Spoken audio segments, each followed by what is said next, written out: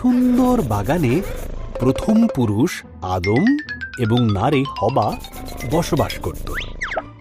কিন্তু শয়তান ছল চাতুরির মাধ্যমে সাপ সেজে আদম এবং হবাকে প্রলুব্ধ করল। এইসব গাছগুলির থেকে কি ফল খেতে ঈশ্বর তোমাদের বারণ করেছে? হবা উত্তর দিল, শুধু মাঝখানের গাছটির ফল খেতে বারণ করেছে, যদি খাই তাহলে মারা যা। সে তার সঙ্গী আদমকে কিছুটা ফল খেতে দিল। আদমও ফলটি খেল এবং খাবার পরেই তারা এমন কিছু জানতে পারল যা তাদের জানা ছিল না, যে তারা উলঙ্গ ছিল। তারা পাতার বস্ত্র তৈরি করে নিজেদের লজ্জা ঢাকল।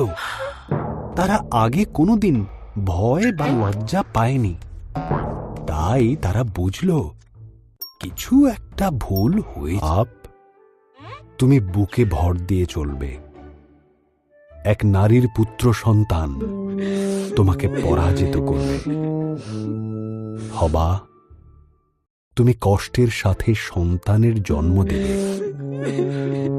আদম, তোমাকে খাবার সংগ্রহের জন্য অনেক কষ্ট করতে হবে।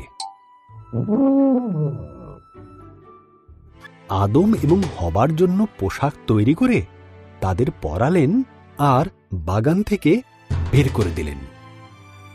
ঈশ্বর এক স্বর্গদূতকে জ্বলন্ত তলোয়ার হাতে দিয়ে সেখানে রাখলেন, যাতে তারা আর ফিরে আসতে না পারে।